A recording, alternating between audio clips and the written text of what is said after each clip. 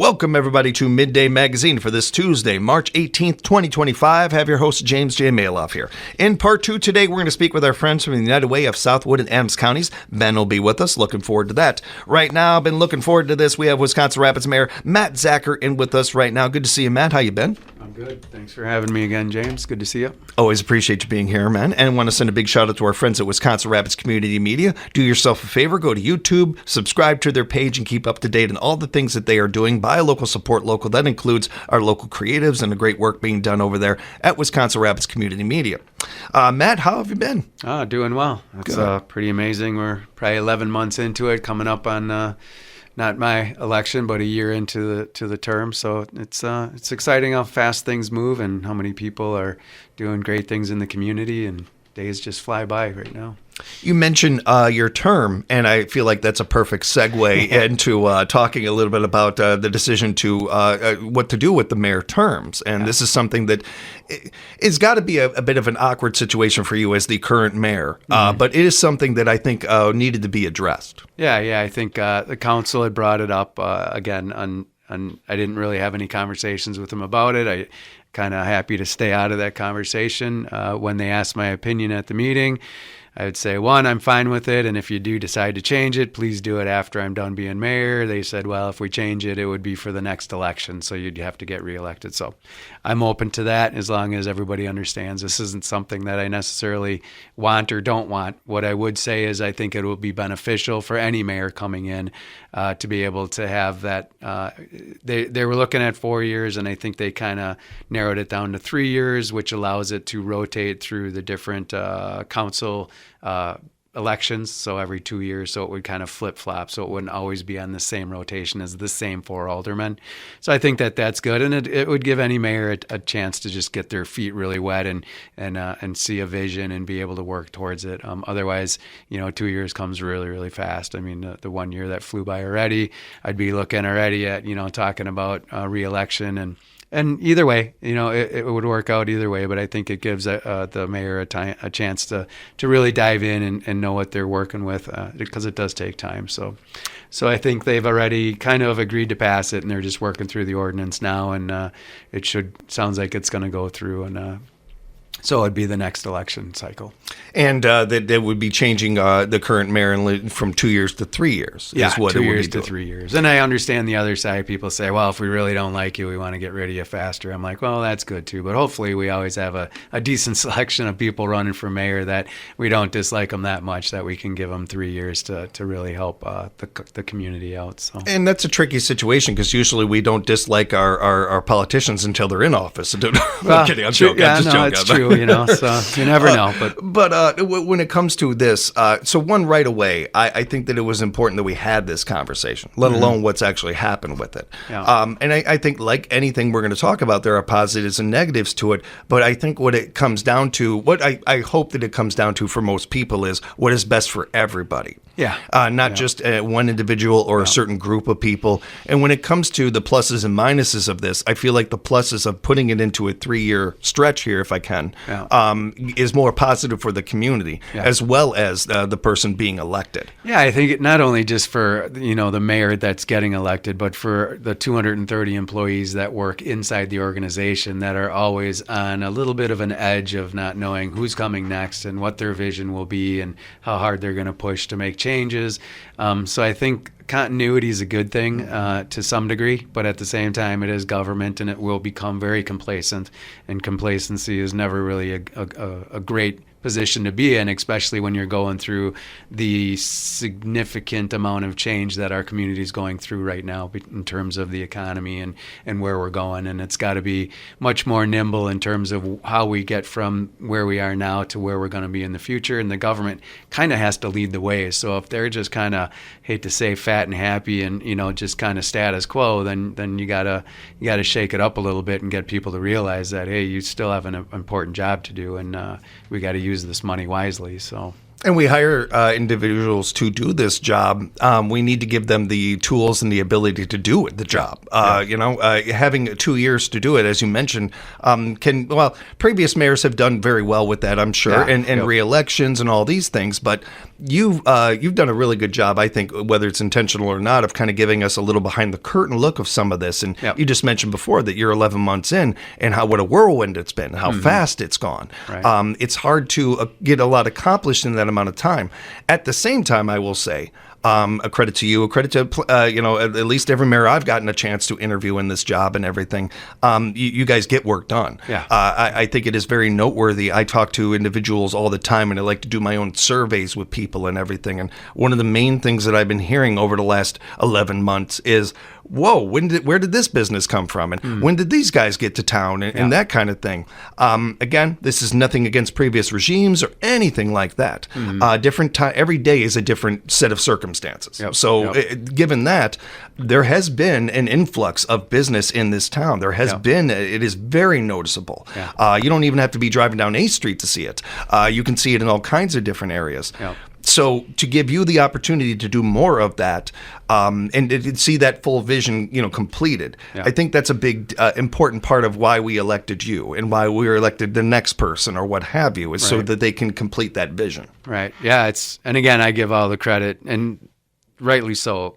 It all comes down to the people that are willing to take the risks, to blood, sweat, and tears to put into a business that you don't have a safety net. Like if you're doing it on your own, with your loved ones, and you're making things happen. And all I want everybody to know is I support you 100%. Like I can't do it for you. I can support you. I can make sure the city takes care of their business and then gets out of the way as soon as possible, so that you can do it and take the stress off as much as possible. So the more people that are doing it, the better off we are as a community. And I love the fact that people are doing it and taking the risks and making the investments and really building up our economy from the bottom up, which is how it's got to be.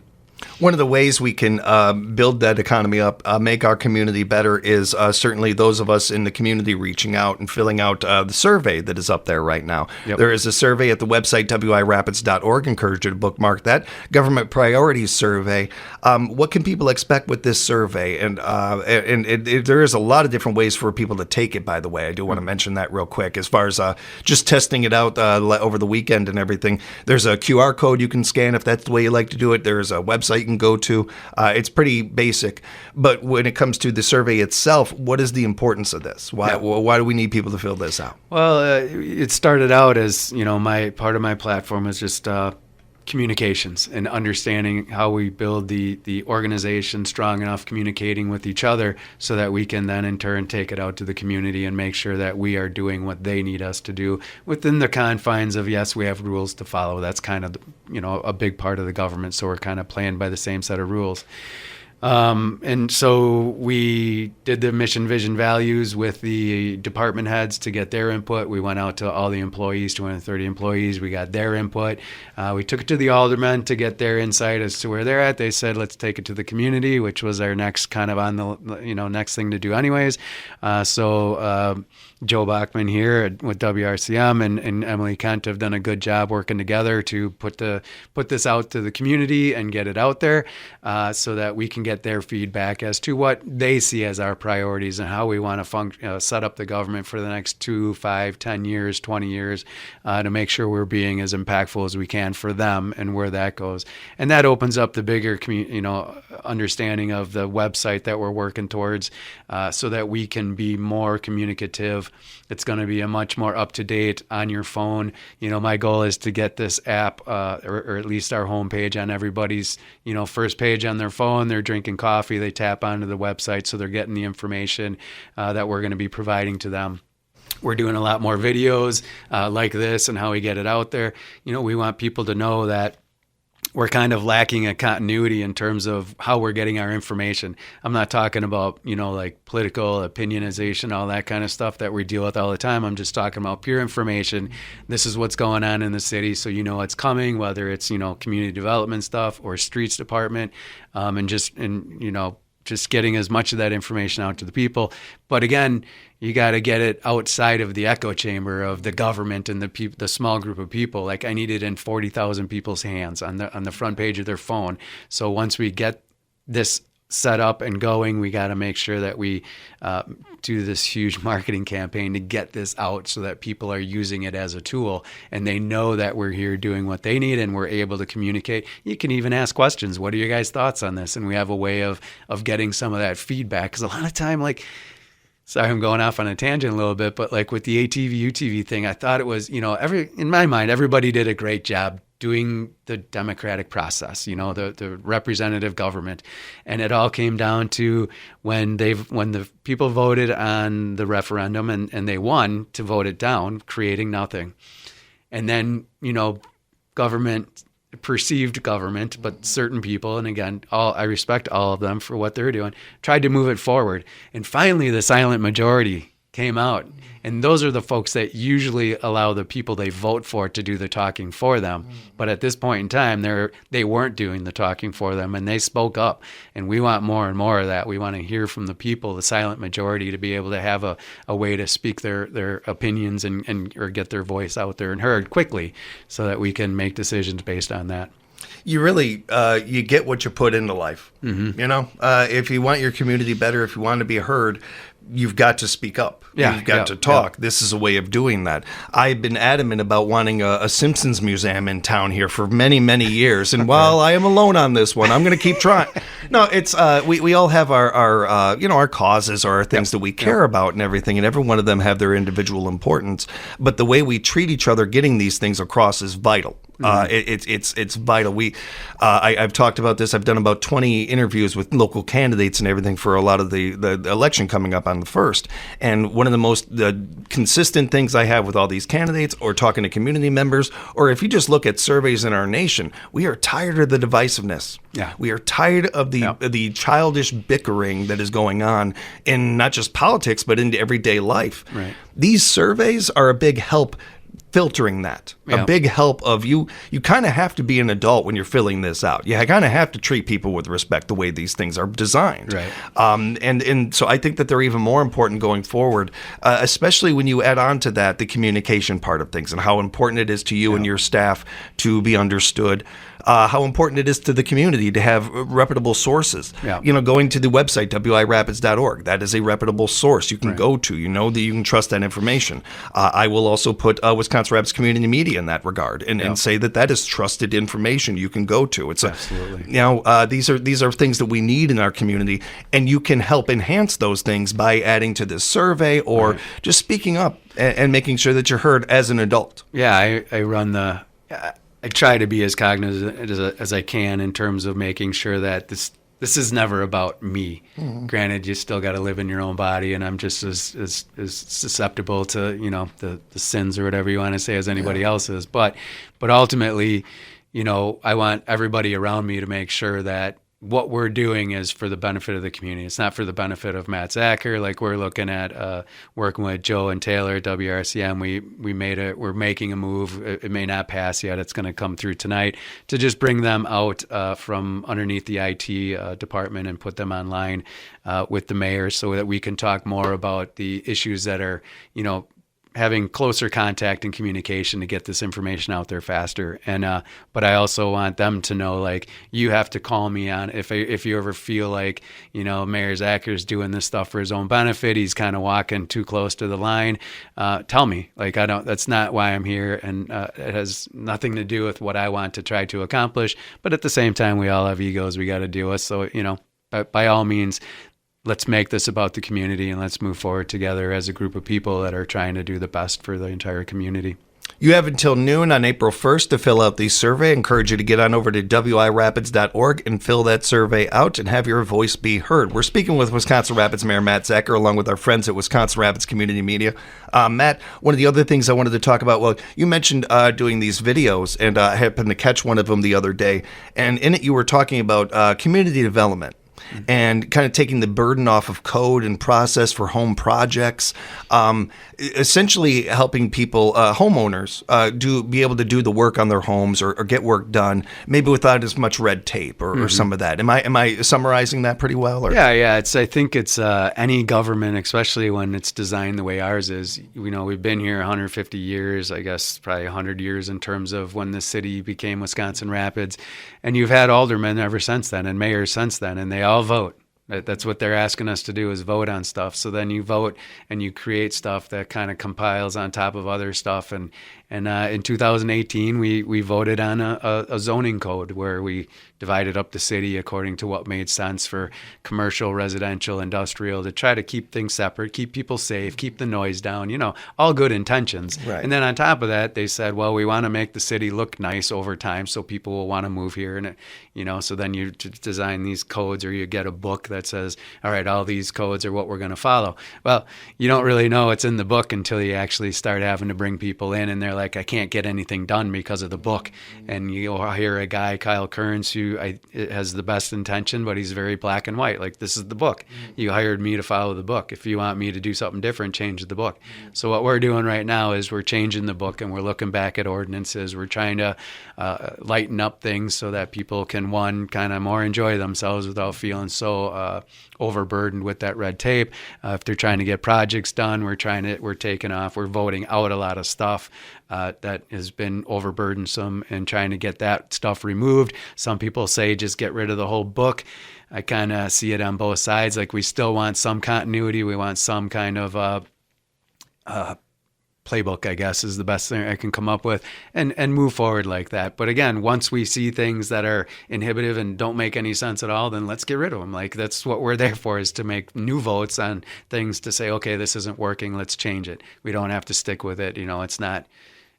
That's what the beauty of this is. We continue to vote. If something isn't working, we change it. And if something new is needed, we vote on it. So it's kind of a beautiful process, as long as we don't overburden ourselves with red tape that is kind of meaningless in the end. I don't know how much time you or Joe spend in Arizona, but just to give you guys a heads up, in Arizona on Sundays, it is illegal to ride a horse backwards and trying to fish. There you go. Just so you guys know, anytime there are laws on our books that are just hilarious to me. It's something that Carl and I used to do on our morning show, where we just find these old laws that are still around, and if you actually were doing that, you could actually get in trouble for it and stuff. I bring it up as a point of what we're talking about here, and how the best of intentions, but time changes, things grow, and we need to adapt to those, and making sure that these things are done right. Certainly don't want anybody to be able to, in their front lawn, they want to put a racetrack. You can't necessarily do something like that. But we also want to give people, homeowners, the ability to, like you said, have fun, do these projects, especially with the rise of, do-it-yourself projects and some of these things. So it's a great note. I also think you're getting maybe even ahead of something like this. Maybe we're late to it for some, but to me, I think you're getting ahead of this a little bit. I know that every one of my friends, I got a lot of people that live out in California, and they love it out there. But one of my friends wanted to try to put up some solar panel. It wasn't even the size of this board here. And I would say it's been about 7-8 years. Yeah. They've been trying to get that done, and then nothing, and very little progress. Yeah. So I don't think that you were alone in this, and wanting to get a little bit, less red tape and make it a little bit more simplified, if I can say. Right. Just caveat on that. Everybody has to understand, there isn't this boogeyman, there isn't this conspiracy in the government. This is just people that represent you at the time that made decisions.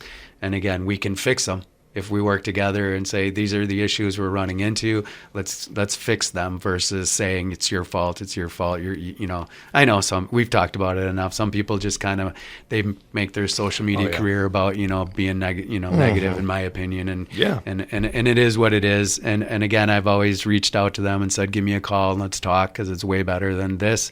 But at the same time, that's what sometimes social media is designed for right now. Well, and there's a perfect example of, do you want to be a dog that's just barking, or do you want to be heard? Now, you can tell real quickly what type of person that is. And to anybody out there reading those posts or anything like that, you can tell yourselves right away. If this person is not reaching out, if they're not following up, if they're not answering your calls or something like that, that's just a dog that wants to bark. Right. They don't actually want to get anything done. The people that want to get stuff done are filling out that survey, survey or reaching out to you personally. These things don't have to necessarily be posted on all of social media. If you really want to be heard, wouldn't you go right to the source? I know that if I got a problem with my dad, I go right to my dad. I don't post about it. Let's talk. Yeah. I mean, we got to be human beings. The Wisconsin Rapids Public Works Department recently received an award for excellence in snow and ice control from the American Public Works Association. That had to feel pretty good for the team. That's pretty cool. Yeah. I talk a lot with Paul and Cody and Matt down there at the streets, and, they do a great job just looking ahead and seeing what they can do, understanding the issues. They invited me to one of the conferences on the salt and the fact that it's a real issue that salt, one way or the other, is going to end up in our water. And if the salt content of our water continues to increase, we're going to be hurt because it's not something you can easily take out, at least not inexpensively. So, again, I know that makes its way downstream, eventually ends up in the ocean where there's a bunch of salt anyways. But there's still a fact remains that we don't want to continue down that path. So they're doing a lot of brining, which is a lot less salt because it's way more efficient instead of just tossing salt. You don't necessarily, they try to control that salt when they're laying it down, but the brine, you can't beat that. And there's other, solutions out there, but they're more costly, and then you're dealing with other kind of chemicals. So dealing with what we have right now, which is, and there is, the other side of that, which is people have grown very, and I say used to. Yeah. Not spoiled. Just used to the fact that, that we pretty much, it snows and our roads are clean. I mean, that's big in terms of what the streets department is able to do, and they're doing, they're on it right away. They're safe to drive on. That's unheard of, no matter how much snow comes down, we're able to drive on our streets within a few hours, and that's pretty impressive. So we got to give those guys a lot of credit for the entire streets department, garbage, all the pickups that they're doing, the construction that we got, the engineers that are designing it.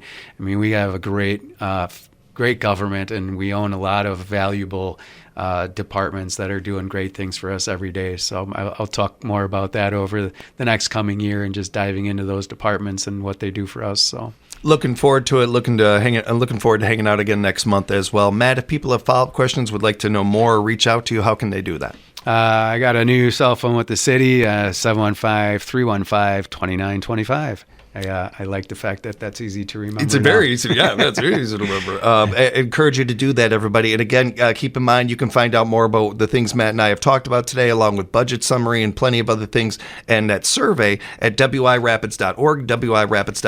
And be sure to go to YouTube and subscribe and follow along with our friends at Wisconsin Rapids Community Media. We appreciate you doing that. Buy local, support the local arts. We will come back with more show, Midday Magazine, right here on 97.5 FM WFHR.